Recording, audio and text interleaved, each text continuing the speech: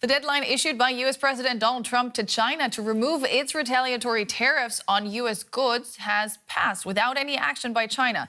Trump had threatened to place an additional 50% tariff on imports from China.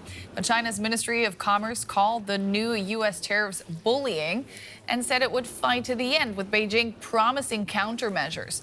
Trump says he imposed the tariffs to correct what he calls unfair trade practices. Now, in February, he imposed a 10% tariff on all Chinese goods, which was doubled to 20% in March. Last week, he announced another 34% to take effect on Thursday, April 9th. Trump threatened that additional 50% levy if China didn't rescind reciprocal tariffs of its own, bringing total U.S. taxes on Chinese imports to a whopping 104%. And the 9th is, of course, Wednesday, not Thursday. For more, I'm joined now by Meredith Crowley. She's a professor of economics at the University of Cambridge in the UK.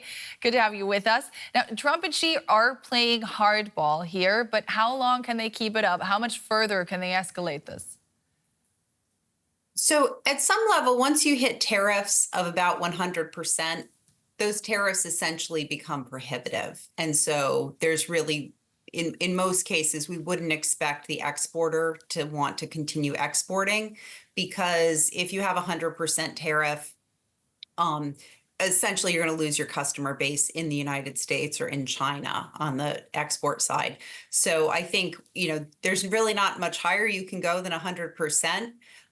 More generally, there's a question of which country has more economic power, and would one country back down first and, want to move towards some sort of negotiated solution. My sense is that while the United States has, in this case, more economic power because the U.S. imports more from China than China does from the U.S., I think the Chinese feel very much that this is a sort of bullying situation. And in terms of the perception of their domestic constituents, how it would look if they reduce their tariffs and, give the sort of perception that they're buckling to U.S. pressure, that could be damaging for them politically. So I think the Chinese are in a weak position in that now that they've ratcheted up their rhetoric, it's going to be hard to back down until maybe the U.S., offers an olive branch. It does feel like this is just the beginning, though, right? So I'd like to look at what this is going to mean for ordinary people. Who's going to be hit harder here, consumers and workers in the U.S. or in China?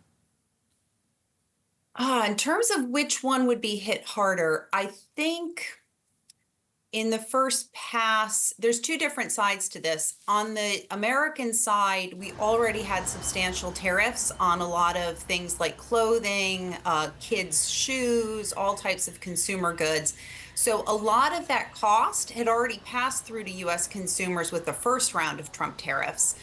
People generally on lower incomes, the bottom 20% of the income distribution, are more hard hit by tariffs than, say, an income tax, because they spend more of their income on material goods like paper plates or clothing or shoes.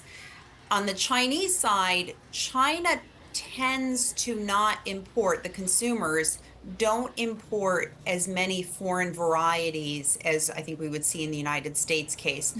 So I think on the Chinese side, a lot of ordinary, consumer goods like clothing are probably produced in China anyway. So that cost probably won't, push forward to consumers. On the Chinese side, I think the bigger worry is in employment. Yeah.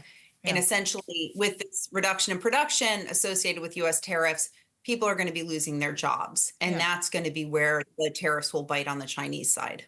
Jobs were precisely the reason Trump started all of this. He promised to bring jobs back to America, but bringing manufacturing back to the U.S. is easier said than done, isn't it? How does he expect this to work, and in what time frame?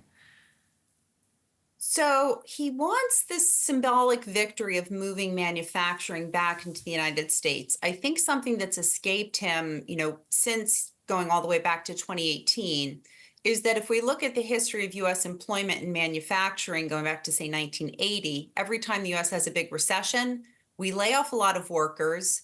our investment rises, we invest in new capacity, machinery, et cetera, and US productivity rises because over, the last, say, 60 years, the US has continually invested in productivity, which means reducing the labor share in manufacturing, in manufacturing. So manufacturing output in the US grows, but the share of employment in manufacturing declines.